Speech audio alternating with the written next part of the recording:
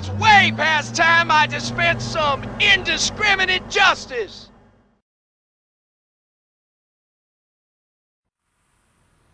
G'day guys, Duckville here. We are into Game 2 of the MC Internet Tournament Grand Final here between nGenMaster, that's not nGenSoft, that's his other name on C, I believe, and his opponent here, Finest. Now we did see in game number 1, Finest went for a really nice sort of early harass with some Hellions, controlling the map, and then switching into a 3-base mech style. It wasn't a full-on mech like I was sort of predicting, where it would be Hellion, Tank, and Thor, but it was still nonetheless a very powerful push through the middle, and then a secondary push once again to claim the win. So we'll see what nGenMaster can get up to in this game. He is going to scout the correct direction. This is not the MLG or the GSL versions of Metalopolis, so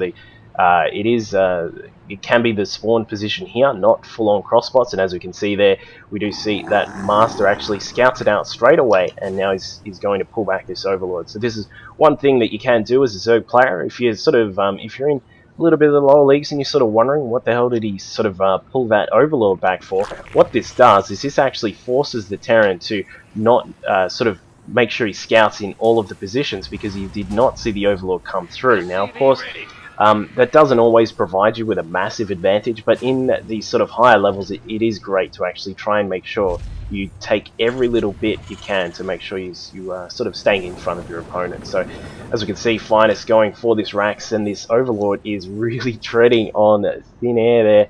He's getting very close to being spotted by that barracks, and he's going to head straight back in, I think.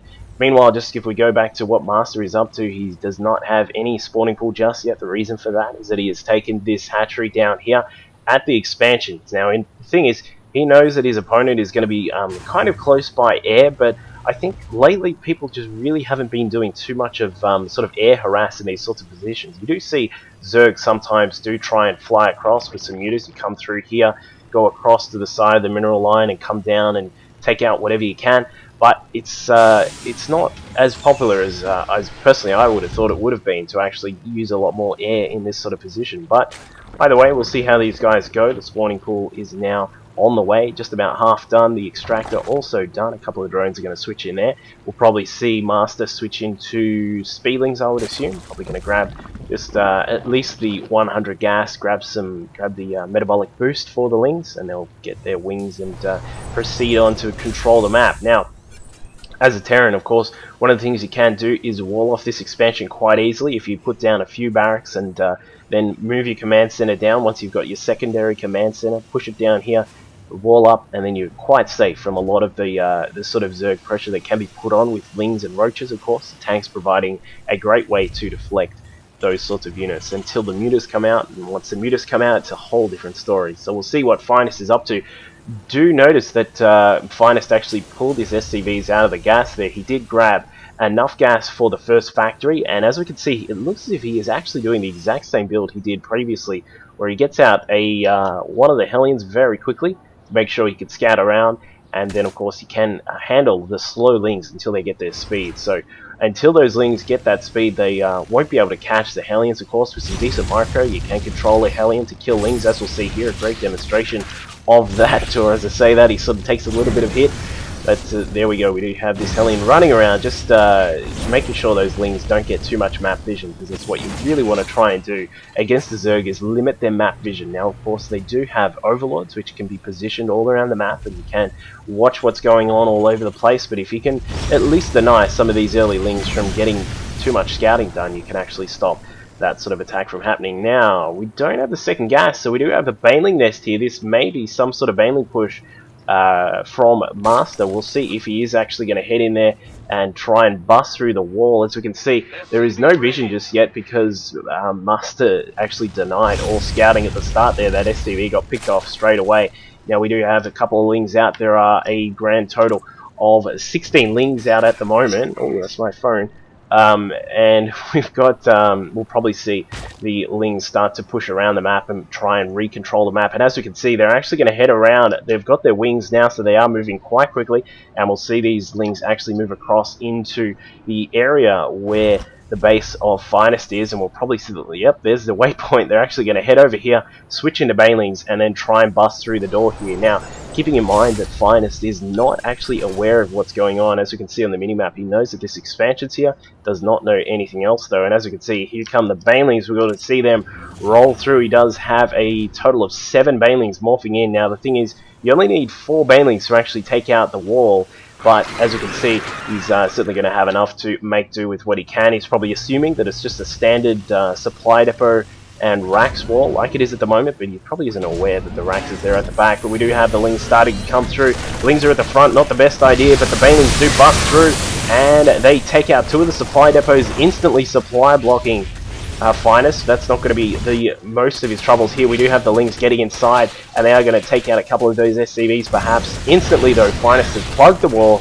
so there's going to be no secondary push here from the Lings that were trying to rally in from Master. So great little job just actually plugging that hole straight away. Only lost a couple of SCVs. If we have a quick look at the units lost tab, we only have 8 units lost so far for Finest, so he did a great job of holding that attack off. Now the thing is for Master is that he's got all these Banelings that are just sort of sitting here, not really doing too much at all. There's no way they're going to push through this wall. As you can see, more extra racks are going up from Finest, so he's certainly going to be quite secure in this type of wall for the moment. So we'll just see what the next step is for Master. It looks as if he's getting his lair tech up. We may see a switch into muters, although I'm not too sure just for the moment. There's no extra gas. Normally you'd want to chuck on an extra couple of gas extractors, that's the word I was looking for, to make sure you've got enough gas to hold the production of muters, but he hasn't really gotten them just yet, so we'll keep an eye on what Master is up to. I'd be a bit surprised if it was going to be another Baneling push, but as we can see, there he goes. He grabs an extra 2 extractors, so it does look like he may switch into this muter push. So we'll see what happens here. We'll need a stim if Finest wants to hold it off without having any Thors, because if you don't have stim, you have no hope of killing those muters.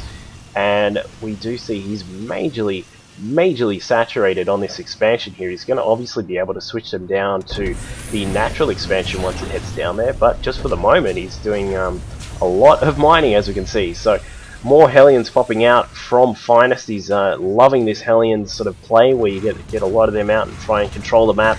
He is running around. They do not have Blue Flame just at the moment, so do keep that in mind. The Spire is on the way from Master, so he's going to have muters coming soon. Blue Flame is almost done actually, so he will be able to control the map a lot better, but that is going to be interesting once those muters come out. So there's an armory on the way from Finest. He's going to have that done shortly.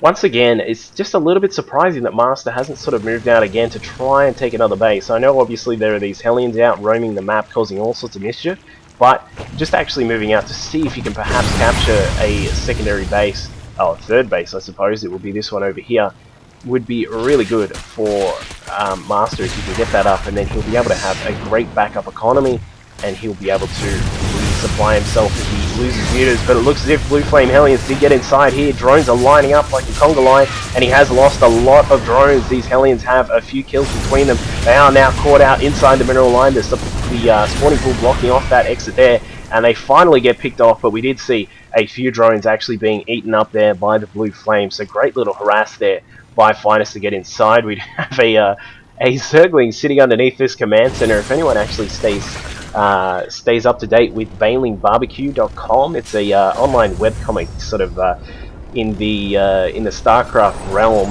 You can actually see a very funny comic, number 12. Look that one up on Bailing Barbecue. It's very funny, and it's to do with what we just saw there, where Zergling was sitting underneath the command center. Now we've got muters flying in here. They're going to be able to do a little bit of damage. There are 2 turrets sitting here at the main expansion. They are in a extremely weird position for those, but as we can see, an attempted counterattack at the front with the Lings, but there are just way too many muters up in the sky at the moment. They're not going to have any trouble taking out this mineral line. As we can see, the SCV's got moved down here. The lucky thing for Finest is that he over SCV'd by a lot, so he's certainly got a lot left over despite that attack. 3 more muters on the way. Zerglings are coming in. I think this is just going to be a very, very heavy push from Master with these muters, and the rallied in Zerglings, as you can see on the minimap, they are streaming down. They're going to be on the way. Their rally pointed to the wrong position perhaps, but it looks as if there is enough damage being done just purely by these 6 muters. So not really sure what the plan is from Finest. He does have a Thor out with its fancy Collector's Edition wings. The Lings are now out, and they're going to be able to take out this Thor, I would presume, and that is probably going to be the end of it, because there is just not enough for Finest to hold off these mutas, especially now that the Thor is gone. There is only the one turret in this mineral line. There are two turrets up here protecting this armory for some reason. I'm still not sure why he's put them there, but the mutas are just wreaking absolute havoc on the economy of Finest. As we have a quick look on the tab there, we do see that he's been absolutely destroyed, and we'll close that one off quickly because there we do get the GG from Finest. So we are now at 1-1 in this grand final series between Finest and Master. So great play there from Master, despite losing some of his, despite losing a lot of lings at the start, failing a Baneling attack, and then losing some more drones with that secondary Blue Flame Hellion attack. Comes back with some beautiful Mutalisk Micro to take out a lot of these SCVs that were in the mineral line, and perhaps I would, sort of question the position of these two turrets. I'm really not sure what the point of them was, but they didn't really do their job, but the Mutas certainly did theirs. So we will go into game number 3, which is on Xel'Naga Caverns, of course, another very balanced map, a very popular map, so we'll see who can actually take out game number 3 in the series here for MC Internet Tournament.